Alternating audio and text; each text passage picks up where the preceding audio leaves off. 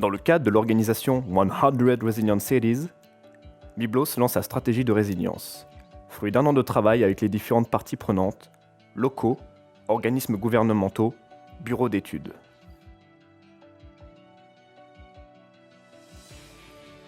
La construction de l'autoroute reliant Beyrouth à Tripoli a contribué à l'essor démographique de Byblos, mais a également coupé la ville en deux, entraînant une croissance et un développement urbain sur la partie est et sur les collines. Ce développement urbain a ainsi transformé la vieille ville en une section marginale de l'agglomération de Byblos. Byblos a entamé un partenariat avec la ville de Carcassonne, en France, pour tester la faisabilité de mise en place d'un système de transport public de 7 lignes de bus, ce qui permettrait de connecter la ville et les banlieues. L'étalement urbain à Byblos a pour conséquence le besoin d'aligner les infrastructures urbaines avec les besoins croissants de la ville. Transport, gestion de l'eau et des déchets, etc.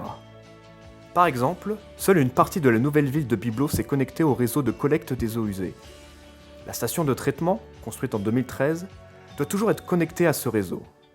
Concernant la vieille ville, il n'y a pas aujourd'hui de réseau d'assainissement, uniquement des fosses septiques individuelles. Un réseau à ciel ouvert permet aujourd'hui la collecte des eaux de pluie. Un réseau d'assainissement est en cours d'installation pour l'ensemble de la nouvelle ville. Tous les usagers seront ainsi connectés à la station de traitement d'eau usée dans les prochains mois. Différentes options sont possibles pour l'assainissement de la vieille ville, soit grâce à une connexion au nouveau réseau d'assainissement de Byblos, soit grâce à la connexion à une petite station de traitement dédiée et adaptée à la vieille ville. Ces deux options seront comparées au système existant de fosses septiques individuelles. Byblos fait face à un grand défi concernant la gestion des déchets municipaux. Les déchets municipaux, collectés par la municipalité, sont composés pour moitié de déchets organiques et pour un tiers de déchets recyclables, papier, carton, plastique. Leur composition varie selon les quartiers, les commerces et activités de bureaux étant principalement en centre-ville et centrale Byblos, et les restaurants et hôtels dans les quartiers de la vieille ville et El Ramel. Les déchets collectés sont aujourd'hui enfouis dans la décharge située à Ashbalin, à quelques kilomètres de Byblos, l'usine de tri et de valorisation des déchets située sur ce site n'étant plus opérationnelle. La mise en place de la collecte sélective de déchets permettra de valoriser les déchets organiques, dont 40% sont générés dans Centrale Byblos, pour produire du compost et ou de l'énergie par la production de biogaz. Tous les autres déchets recyclables, comme le papier, le plastique, seront triés en vue d'être recyclés. En effet, la création d'un centre de tri mutualisé pour les différentes municipalités du CASA augmentera le taux de valorisation matière de déchets et réduira ainsi la part de déchets envoyés en enfouissement. La consommation moyenne d'énergie des ménages est de 125 kWh par mètre carré par an, dont plus des 2/3 est dédié au chauffage et à la climatisation. Avec une faible isolation thermique et une efficacité moyenne des équipements actuels, le potentiel de réduction des besoins en énergie est important. Avec une moyenne de 4 heures par jour de coupure d'électricité à Byblos, les réseaux électriques de secours au fioul ont fleuri dans toute la ville. Même si le prix de l'électricité est très bas au niveau national, les factures énergétiques des ménages sont souvent importantes en raison de ces installations de secours. La réduction de la dépendance au réseau électrique est un enjeu majeur pour la ville. En parallèle de la préparation d'une stratégie pour un approvisionnement efficace, fiable en énergie renouvelable et pour réduire la dépendance au réseau national, il est essentiel d'accroître les efforts à l'échelle du bâtiment pour réduire les besoins en énergie.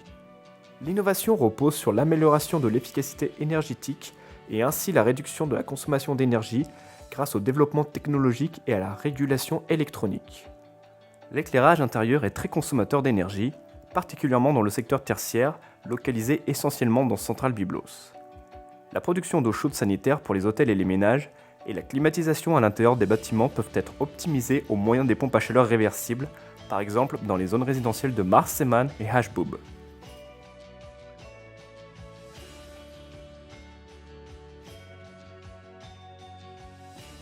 Avec une densité de population estimée à 5000 personnes au kilomètre carré, Byblos est une zone urbaine de basse densité et l'étalement urbain a affecté la structure physique et sociale de la ville.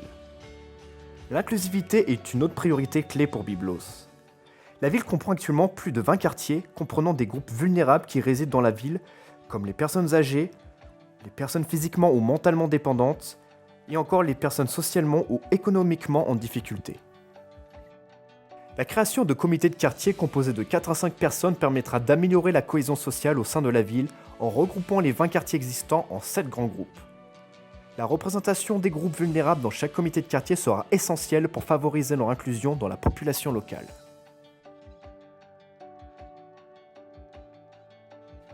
Reconnue comme la plus ancienne ville continuellement habitée dans le monde, Byblos possède un considérable héritage historique qui doit être protégé, comme le site archéologique, la voie romaine ou encore les monuments religieux. Byblos a continuellement lutté contre les inondations et les tempêtes. La préservation de cet héritage historique contre ces menaces, y compris le risque de tsunami, est un enjeu fort pour la ville.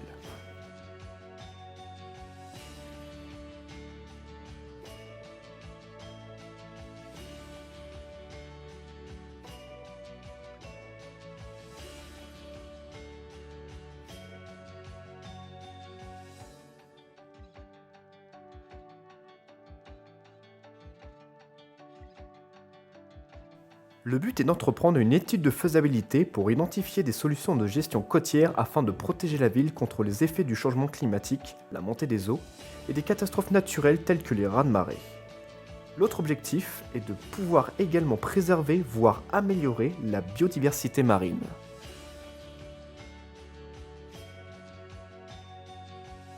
Byblos est une économie vibrante et diversifiée avec 12 industries principales incluant la santé, l'enseignement, la finance, les hôpitaux, le tourisme, le commerce, la justice et la construction. Il y a environ 3000 activités commerciales dans Byblos. La promotion et le maintien de la diversité économique de Byblos sont une exigence critique pour assurer la résilience de la ville. Byblos veut renforcer le rôle de la ville dans le développement économique régional en établissant un partenariat avec les autres municipalités du Casa. Ceci afin d'identifier des projets potentiels de développement partagés ou collaboratifs.